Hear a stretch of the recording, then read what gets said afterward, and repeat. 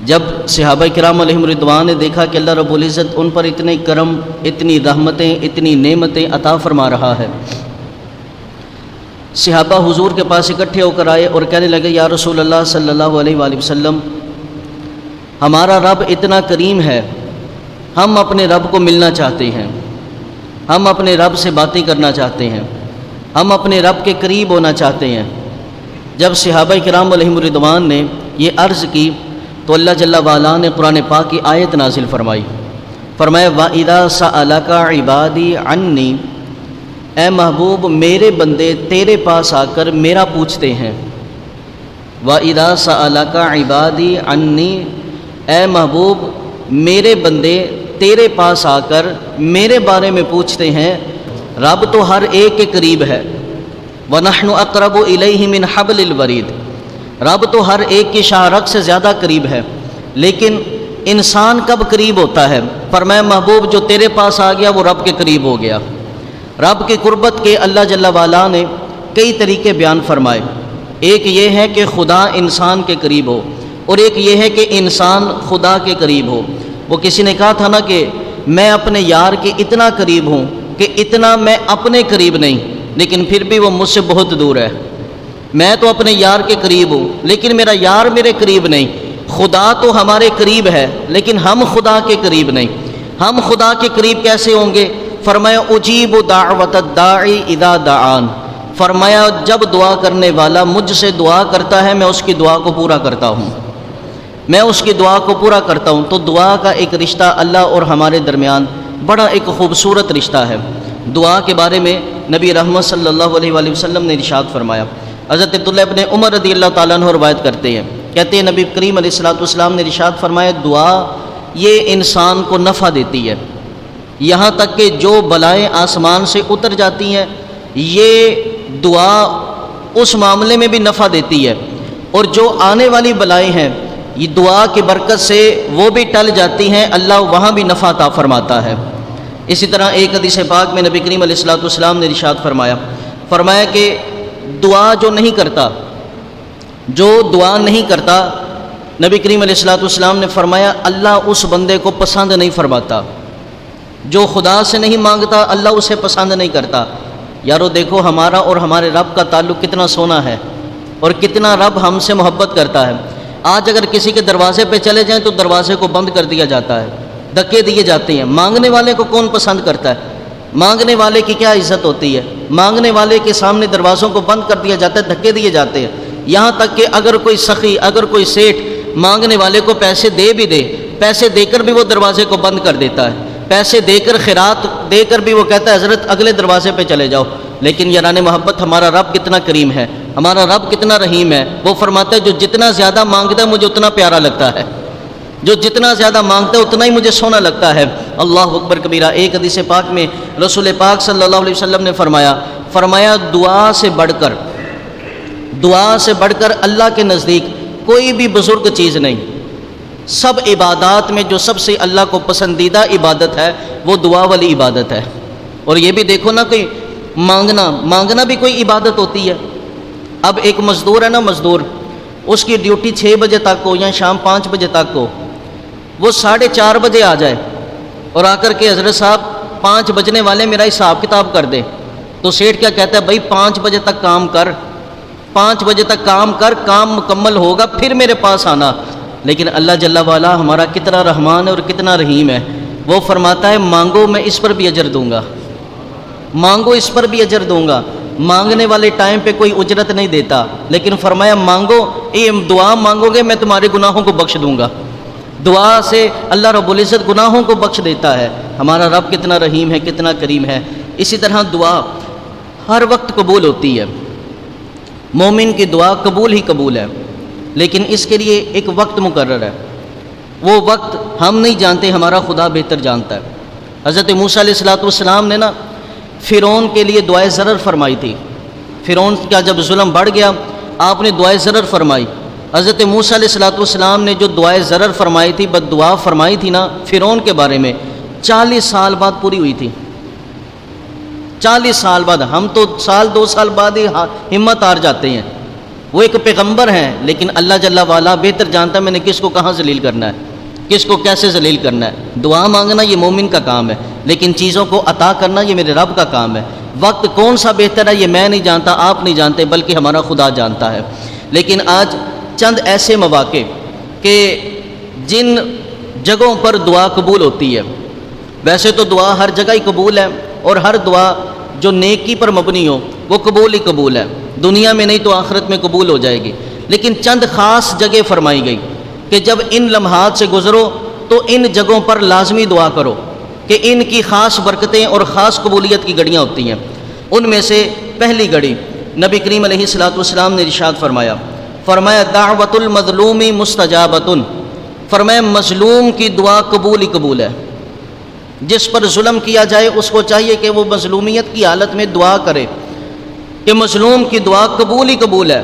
پوچھا گیا یا رسول اللہ صلی اللہ علیہ وسلم، مظلوم بندہ اگر گناہ گار ہو، مظلوم اگر گناہ گار ہے، فرمایا وَإِنْ كَانَ فَاجِرًا، اگرچہ وہ گناہ گار ہو، اگرچہ وہ کبیرہ گناہ کرنے والا ہو، فَفُجُورُهُ عَلَى نَفْسِهِ، فرمایا اس کا گناہ اس کے ذمے ہے، لیکن جب وہ ظالم کے خلاف بات اٹھاتا ہے تو اس کی دعا کو رب قبول فرماتا ہے۔ مظلوم ہمیشہ کسی پر ظلم کرنے سے بچے، جس کا کوئی نہیں ہوتا وہ کہتے ہیں نا کہ اس کا خدا ہوتا ہے، اس کا خدا ہوتا ہے، اور جس کا خدا ہو جائے پھر اس کی کوئی بات ٹالی نہیں جاتی، اس کی کوئی بات رد نہیں کی جاتی۔ ہمیشہ کسی پر ظلم کرنے سے بچو، ہمیشہ کسی پر ظلم نہ کرو، کیونکہ جو مظلوم ہوتا ہے نا، مظلوم اس کے ساتھ زمانہ چلے نہ چلے لیکن میرے خدا کی رحمت ضرور چلتی ہے۔ اسی طرح بخاری شریف کے اندر نبی پاک صلی اللہ علیہ وسلم نے ارشاد فرمایا، بخاری شریف کی حدیث پاک، حضور علیہ الصلوۃ والسلام نے ارشاد فرمایا، حضرت ابن عباس رضی اللہ تعالیٰ عنہ اس کے راوی ہیں، ان النبی صلی اللہ علیہ وسلم بعث معاذا الی الیمن، نبی کریم علیہ الصلوۃ والسلام نے حضرت معاذ رضی اللہ تعالیٰ عنہ کو یمن کی طرف بھیجا، ولی بنا کر، حاکم بنا کر۔ فقال، نبی کریم علیہ السلام نے انہیں نصیحت فرمایا اتقی دعوت المظلوم، اے میرے صحابی، اے میرے غلام، اے میرے معاذ، جب وہاں پر جاؤ حکم کرو، یہ بات یاد رکھنا، مظلوم کی بد دعا سے ڈرنا، فرمایا اس لیے کیونکہ فَإِنَّهَا لَيْسَ بَيْنَهَا وَبَيْنَ اللَّهِ حِجَابٌ، فرمایا کیونکہ مظلوم اور خدا کے درمیان کوئی پردہ نہیں ہوتا، مظلوم اور خدا کی درمیان کوئی پردہ نہیں ہوتا، مظلوم یہاں سے کہتا ہے وہاں پہ پورا ہو جاتا ہے، مظلوم کی دعا اور خدا کے درمیان کوئی پردہ نہیں ہوتا۔ تو اس لیے ہمیشہ کوشش کرے مظلوم کسی پر ظلم نہ کرے، مظلوم کی دعا قبول ہے۔ اسی طرح مریض کے پاس، جب مریض کے پاس پہنچیں تو وہاں دعا کریں، یا جنازے میں کسی میت کے پاس بیٹھیں تو دعا کریں۔ صحیح مسلم شریف کے اندر کتاب الجنائز میں نبی کریم علیہ الصلوۃ والسلام کی حدیث پاک، حضرت ام سلمہ ام المؤمنین رضی اللہ تعالی عنہا آپ روایت کرتی ہیں، قالت قال رسول اللہ صلی اللہ علیہ وآلہ وسلم، حضرت ام سلمہ کہتی ہیں کہ رسول پاک صلی اللہ علیہ وسلم نے ارشاد فرمایا، اذا حضرتم المریض او المیت، فرمایا جب کسی مریض کی عیادت کے لیے جاؤ یا کسی میت کے پاس پہنچو تو فرمایا کہ فقولوا خیرا، اچھی بات کہو، اللہ کی بارگاہ میں دعا کرو۔ جب کسی مریض کی عیادت کے لیے جاؤ یا کبھی کسی میت پہ چلے جاؤ تو فرمایا اس وقت دعا کرو، کیوں؟ کیونکہ یہ وہ وقت ہوتا ہے فَإِنَّ الْمَلَائِكَةَ يُؤْمِنُونَ عَلَى مَا تَقُولُونَ، کہ اس وقت مریض کے پاس بیٹھ کر یا میت کے پاس بیٹھ کر جو دعا کی جاتی ہے اس پر فرشتے آمین کہتے ہیں، اس پر فرشتے آمین کہتے ہیں۔ قالت، حضرت ام سلمہ کہتی ہیں فلما مات ابو سلمہ، ان کا جو پہلا شوہر تھا، کہتی ہے کہ جب حضرت ابو سلمہ کا وصال ہوا، اتیت النبی صلی اللہ علیہ وسلم، تو میں نبی کریم علیہ السلام کے پاس آئی، فقلت یا رسول اللہ صلی اللہ علیہ وسلم، میں نے نبی کریم علیہ السلام کی بارگاہ میں عرض کی، اے اللہ کے رسول، ان ابا سلمہ قد ماتا، یا رسول اللہ میرا شوہر وصال کر گیا، اب میت کے پاس بیٹھیں تو کیا دعا کرنی چاہیے؟ میرے محبوب کریم علیہ الصلوۃ والسلام نے اس کی تعلیم فرمایا کہ حضرت ام سلمہ کہتی ہیں کہ میرے محبوب نے مجھ سے کہا قولی، اے ام سلمہ تو پڑھ، اللہم اغفر لی لہو، اللہم اغفر لی ولہ، اے اللہ میری بھی بخشش فرما دے، میرے شوہر کی بھی بخشش فرما دے، میری بھی بخشش فرما دے، ابو سلمہ کی بھی بخشش فرما دے، وَأَعْقِبْنِي مِنْهُ عُقْبَى حَسَنَةً، اور اے اللہ مجھے اس کا بہتر اجر عطا فرما، بہتر بدلہ عطا فرما۔ حضرت ام سلمہ کہتی ہیں میں نے یہ اس وقت دعا پڑھی، فَقُلْتُ فَأَعْقَبَنِي اللَّهُ مَنْ هُوَ خَيْرٌ لِّي مِنْهُ مُحَمَّدًا صلی اللہ علیہ وسلم، کہتی ہیں اس دعا کی برکت سے اللہ نے مجھے پہلے شوہر سے اچھا شوہر عطا فرما دیا ہے، اور وہ شوہر کون ہے؟ وہ محمد مصطفیٰ صلی اللہ علیہ وسلم عطا فرما دیے ہیں۔ تو فرمایا مریض کے پاس یا میت کے پاس، آج تو عجیب سا ماحول ہے، مریض کے پاس بیٹھ جائیں تو جناب ہم وہاں بھی اپنی گپیں لگاتے ہیں، مریض کے پاس بیٹھ جائیں ہم اسے بھی او ہو اتنی بڑی بیماری تجھے لگ گئی، نہیں، مریض کے پاس بیٹھو اچھی بات کہو، مریض کے پاس بیٹھو اسے حوصلہ دلاؤ کہ یار نہیں، بیماری چھوٹی ہے، اللہ کی رحمت سے بڑی ہے، بیماری تو ختم ہو جائے گی میرے رب کی رحمت سے، اللہ شفا دینے والا ہے۔ ہمیشہ مریض کے پاس بیٹھو تو اسے حوصلہ دو، اسے صبر کی تلقین کرو، اسے اچھائی کی دعوت دو۔ اسی طرح جب میت پر بیٹھے، آج افسوس یہ کہ آج میت پہ بیٹھنے والوں کو بھی آخرت یاد نہیں آتی، سامنے مردہ پڑا ہوتا ہے اور یہاں پہ کاروبار چل رہا ہوتا ہے، سامنے مردہ پڑا ہوتا ہے یہاں پہ غیبتیں چل رہی ہوتی ہیں، سامنے مردہ پڑا ہوتا ہے، ارے میت تو سامنے پڑی ہے، لوگ قبر میں اتارتے وقت پاس نہیں آتے، قبر میں اتارا جا رہا ہے اور ساتھ میں مردے، کوئی وہاں پہ ہنسی کر رہا ہے، کوئی وہاں پہ ٹھٹا کر رہا ہے، کوئی وہاں پہ مذاق کر رہا ہے، یاران محبت جنازہ آگے بڑھ کر کہہ رہا ہے اے جہاں والو میرے پیچھے چلے آؤ، تمہارا رہنما میں ہوں۔ بھائی جنازے پہ جاؤ تو یہ یاد کیا کرو کہ بھائی یہ بندہ یہ بھی تو ہٹا کٹا تھا، یہ بھی تو ٹھیک سلامت چلتا تھا، لیکن کیا ہوا اچانک جب موت آ گئی تو موت کا کوئی رستہ روک نہ سکا۔ یہ سوچا کرو بیٹھ کر کہ بھائی موت کا کوئی رستہ روک نہ سکا، نہ پیسہ روک سکا، نہ غربت روک سکی، نہ امیری روک سکی، نہ غریبی روک سکی، نہ بادشاہت روک سکی، نہ سرداری روک سکی۔ موت کا رستہ کوئی نہیں روک سکتا، نہ ماں کی ممتا موت کو روک سکتی ہے، نہ باپ کی شفقت موت کو روک سکتی ہے، نہ رشتہ دار مل کے اسے روک سکتے ہیں، نہ کسی کی قبیلہ داری اس کو روک سکتی ہے۔ موت جب آ جاتی ہے یارو، جب آ جاتی ہے وہ سارے رستوں کو چیرتے ہوئے اپنے مطلوب تک جا پہنچتی ہے۔ اس لیے ہمیشہ جب بھی میت کے پاس بیٹھے تو یہ سوچا کرو آج جس کی روح نکلی ہے کل میری بھی نکلے گی۔ یہ سوچا کرو کہ یار یہ سامنے پڑی ہوئی میت کل اس کی بڑی ٹھاٹ باٹ تھی، یہ اپنے نام پر بڑا ناز کرتا تھا، چودھری صاحب، فلاں صاحب، علامہ صاحب، پیر صاحب، مفتی صاحب، اپنے نام کے ساتھ کتنے بڑے القابات لگاتے تھے ہم، لیکن آج وہی بندہ سامنے پڑا ہے، کسی کو نام لینے کی بھی جرت نہیں، سب اسے مرحوم کہہ رہے ہیں، امیر غریب سب کا نام مرحوم رکھ دیا جاتا ہے۔ یاران محبت یہ سوچا کرے سامنے جو میت پڑی ہے نا، آج اس کے لیے کفن بنایا جا رہا ہے، کل ہمارے لیے بھی بنایا جائے گا۔ کسی کا جنازہ ہو تو یہ سوچا کرو کل ہمارا بھی جنازہ ہوگا، کسی کو اٹھایا جائے تو یہ دیکھا کرو کل ہمیں بھی یوں اٹھایا جائے گا۔ آج کسی کے لیے قبر کھودو تو یہ سوچو کل ہمارے لیے بھی کھودی جائے گی، آج کسی کو قبر میں رکھو تو یہ سوچا کرو کل ہمیں بھی قبر میں رکھا جائے گا۔ آج تو نرم گدے کے بغیر نیند نہیں آتی، تو سوچو قبر میں مٹی کے بچھونے پہ کیسی نیند آئے گی۔ آج نرم تکیہ نہ ہو تو جناب سر رکھا نہیں جاتا، اور مٹی کے بچھونے پر کیسے سر رکھا جائے گا۔ سوچا تو کرو بھائی، چھوٹا سا مکان ہو تو دم گھٹتا ہے، بھائی یہ 2 گز کی زمین میں کیسے دم چلتا رہے گا۔ آج تھوڑی سی تنہائی ہو جائے تو ہم گھبرا سے جاتے ہیں، سوچا کرو یار قبر کے اندر کیسے اکیلے رہیں گے۔ تھوڑا سا اندھیرا ہو جائے تو ہم ڈر سے جاتے ہیں، قبر میں سوچو کتنا اندھیرا ہوتا ہے۔ آج تھوڑی سی تنہائی، رات کا وقت ہونا تو اکثر لوگ چھت پہ نہیں جاتے جی مینوں ڈر لگتا ہے، لیکن سوچو قبرستان میں تو رات کے ویلے کوئی پاس نہیں بیٹھتا، کوئی پاس سے گزرتا بھی نہیں ہے۔ ہمیشہ میت کے پاس بیٹھیں، اچھی بات کہیں، اس وقت دعا کریں، اس وقت جو دعا کی جاتی ہے اللہ رب العزت اس کی دعا کو قبول فرماتا ہے۔ اسی طرح جب مصیبت اگر کسی پر ٹوٹ پڑے، اگر کوئی تکلیف میں ہو، کوئی مشکلات میں چل رہا ہو، اس کو چاہیے کہ صبر سے کام لے اور اللہ کے بارگاہ میں دعا کرے۔ مصیبت کے وقت پڑی ہوئی دعا اللہ قبول فرماتا ہے۔ جب کوئی بندہ پریشان ہوتا ہے اللہ اس کی دعا جلدی قبول فرماتا ہے۔ یہ قبولیت کی گھڑیوں میں سے ایک گھڑی ہے۔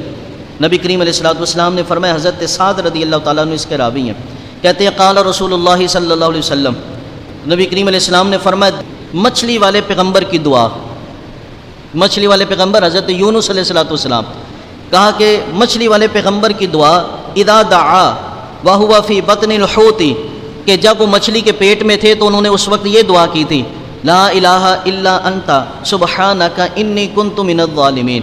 نبی کریم علیہ السلام نے فرمایا فإنہ لم يدعو بها رجل مسلم فی شیء قط الا استجاب اللہ لہ، فرمایا کہ جو ان کلمات کے ساتھ دعا کرتا ہے اللہ اس کی دعا کو ضرور قبول فرماتا ہے۔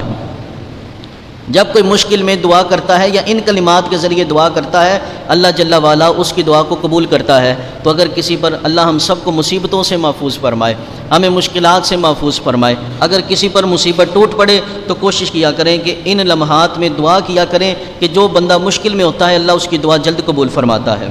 اسی طرح بارش کے وقت دعا، بارشوں کا موسم بھی چل رہا ہے، اللہ ہمیں نفع بخش بارشیں عطا فرمائے، بارشوں کے نقصانات سے امت مسلمہ کو محفوظ فرمائے۔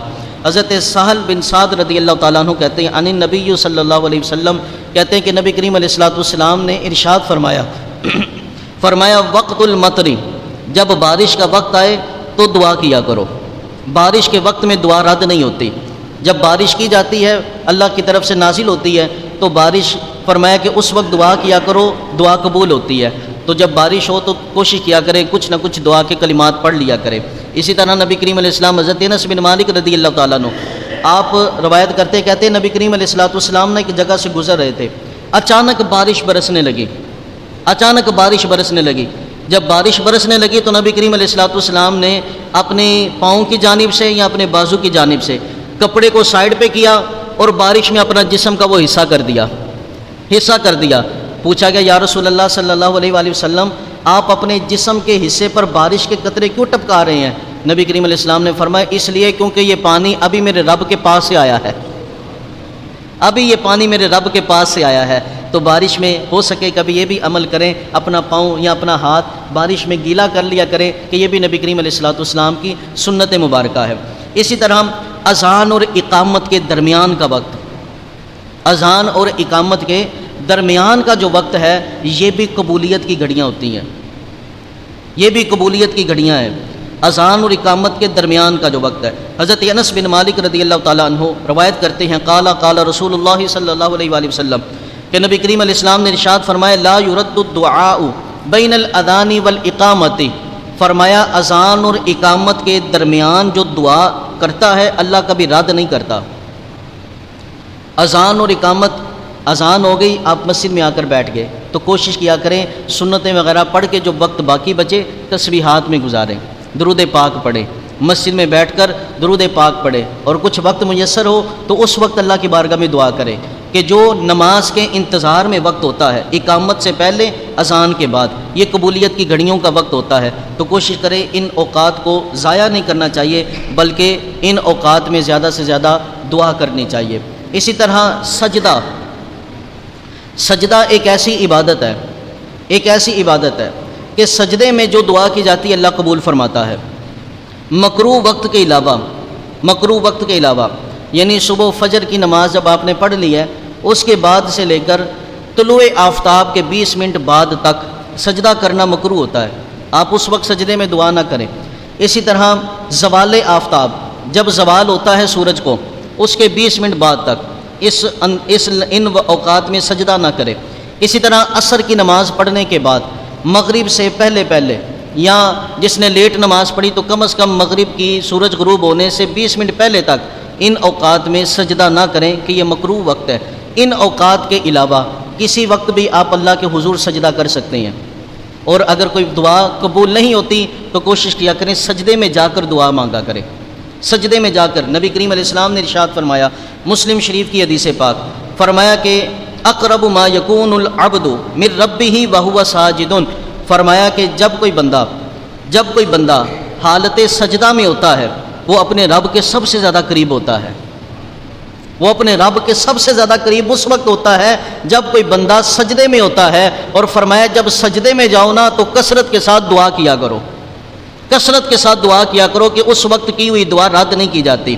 تو سجدے میں جا کر انسان کو دعا کرنی چاہیے، لیکن افسوس یہ کہ جنہیں سجدہ کرنا ہی میسر نہیں، سجدے میں دعا تو وہی کرے جو سجدہ کرے گا، جو سجدہ ہی نہیں کرتا وہ دعا کہاں کرے گا سجدے میں جا کر۔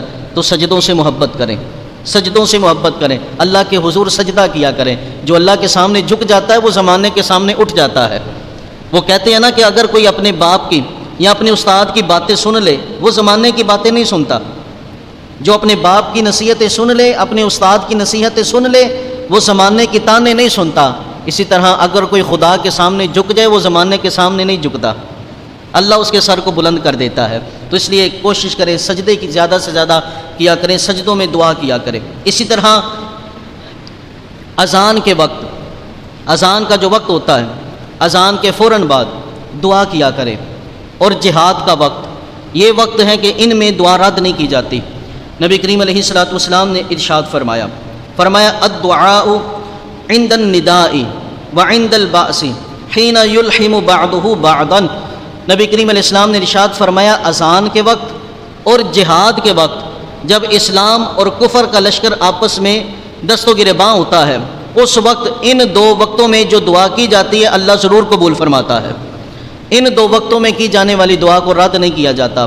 تو اذان کے بعد اذان سنیں تو اذان کا جواب دیا کریں، اذان کا جواب دے کر اذان کے بعد درود پاک پڑھیں اور اس کے بعد پھر دعا مانگا کریں۔ جو دعا مانگی جاتی ہے اللہ رب العزت اسے قبول فرماتا ہے۔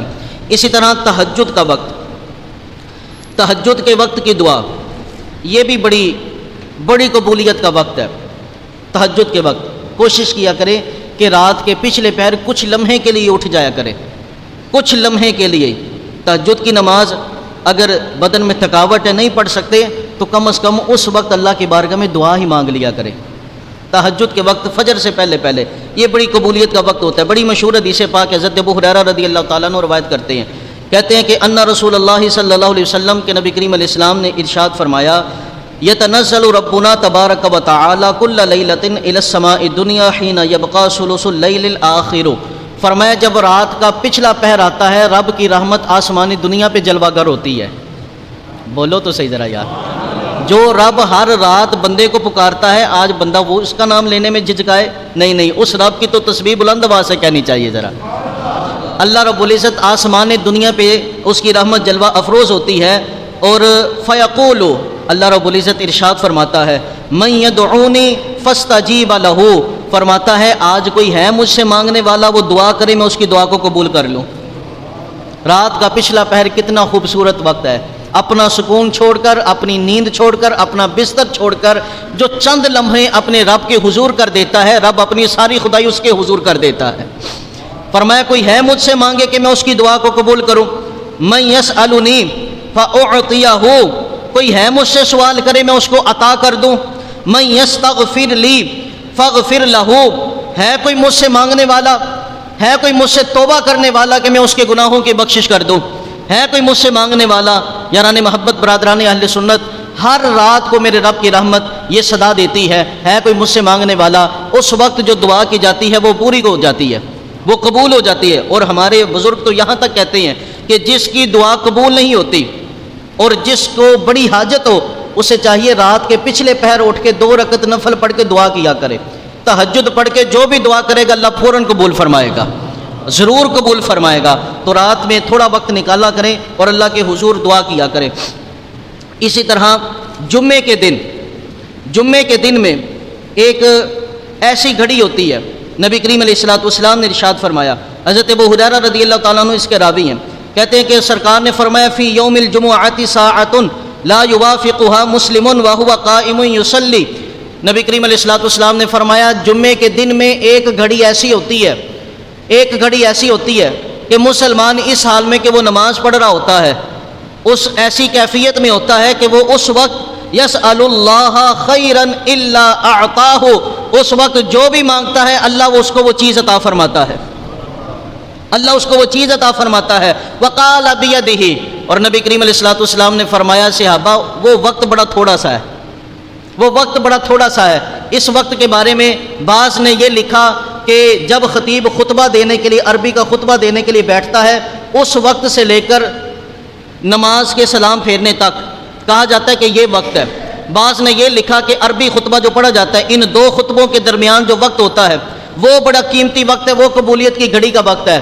اور بعض نے لکھا ہے کہ جناب عصر کی نماز سے لے کر مغرب کی نماز کے درمیان یہ جو وقت ہے یہ قبولیت کی گھڑیوں کا وقت ہے۔ اور اس کے بارے میں اکثر صحابہ یہ قول کیا کرتے تھے، جیسے حضرت ابو ہریرہ، حضرت عبداللہ بن زبیر، حضرت عائشہ صدیقہ فرمایا کرتی تھی کہ عصر سے لے کر مغرب تک۔ آج ہمارا انداز کیا ہے، ہم نے جمعہ پڑھنا ہے تو وہاں پڑھنا ہے جہاں پہ سب سے جلدی ہوتا ہے، سب سے جلدی ہم نے جمعہ پڑھ کے اپنی بیوی کو اپنے بچوں کو لے کر پارک میں جانا ہوتا ہے، لیکن جمعے کا وقت اس کے لیے نہیں تھا۔ فرمایا عصر سے لے کر مغرب تک اللہ کا ذکر کیا کرو، اس میں قبولیت کی گھڑیاں ہیں۔ قبولیت کی گھڑیاں ہیں، جو ان میں عبادت کرتا ہے، دعا کرتا ہے، اللہ اس کی دعا کو قبول فرماتا ہے۔ اسی طرح یاران محبت، برادران اہل سنت، ایک اور وقت ہمارے ہاں اس وقت کو ترجیح نہیں دی جاتی۔ اکثر لوگ آج تو اس کو فیشن سمجھ بیٹھے ہیں، فیشن سمجھ بیٹھے ہیں۔ وہ کون سا وقت ہے جناب؟ وہ فرض نماز کے بعد کا وقت ہے۔ فرض نماز کے بعد دعا کی جائے، اللہ قبول فرماتا ہے۔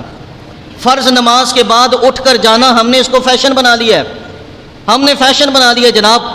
امام صاحب دعا کریں گے، ہم مسجد سے باہر نکلیں، بھئی کسی کی ٹرین چھوٹ رہی ہے تو وہ جائے، بھئی کسی کا اگر مریض پڑا تو وہ جائے، اگر کسی کا مالی نقصان ہو رہا ہے تو وہ تو اٹھ کر جائے، سمجھ میں آتا ہے۔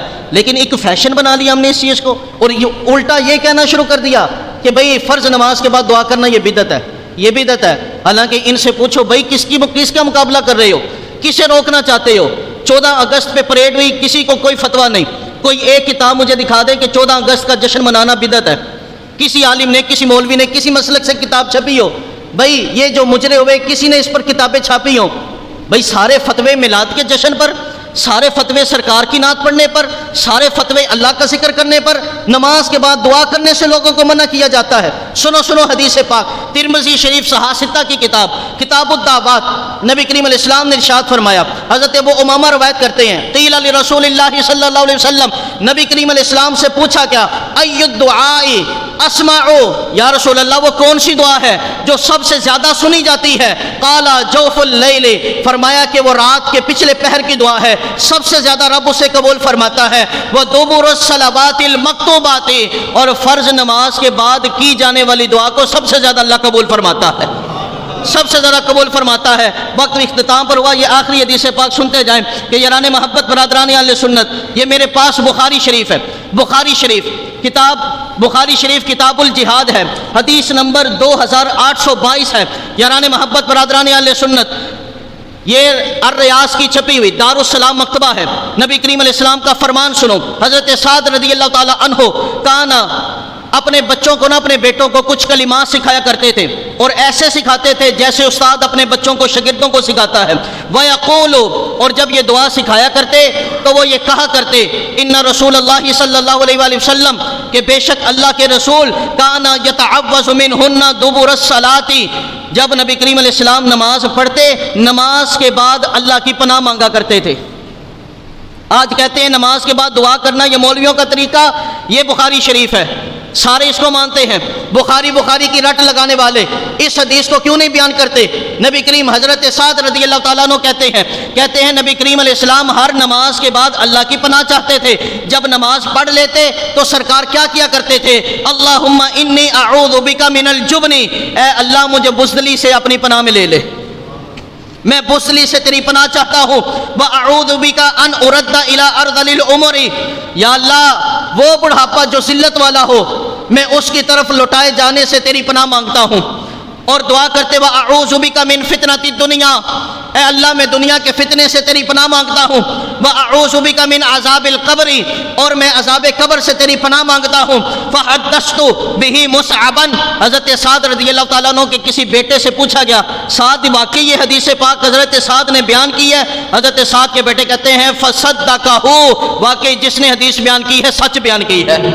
سرکار ہر دعا کے بعد، ہر نماز کے بعد دعا کیا کرتے تھے، یہ بخاری شریف میں حدیث پاک ہے۔ اور اگر قرآن پاک کو دیکھ لے، قرآن میں اللہ نے ارشاد فرمایا فَإِذَا قَضَيْتُمُ الصَّلَاةَ فَاذْكُرُوا اللَّهَ، جب نماز پڑھ لو تو اللہ کا ذکر کرو۔ آج ہمیں لوگ یہ سکھاتے ہیں بھائی نماز میں ذکر ہو گیا، نماز میں دعا ہو گئی، آخر میں دعا ہی پڑھتے ہیں رب اجعلنی۔ ہمیں لوگ سکھاتے ہیں بھائی نماز میں دعا ہے تو بعد میں پڑھنے کی کیا دعا، کیا مقصد؟ میں کہتا ہوں نماز میں خدا کا ذکر نہیں ہے۔ اللہ قرآن میں کہتا ہے فَإِذَا قَضَيْتُمُ الصَّلَاةَ فَاذْكُرُوا اللَّهَ، جب نماز پڑھ لو، پوری کر لو، پھر اللہ کا ذکر کرو، پھر اللہ کا ذکر کرو۔ آج کہتے ہیں لا الہ الا اللہ، کہاں سے ثابت ہے؟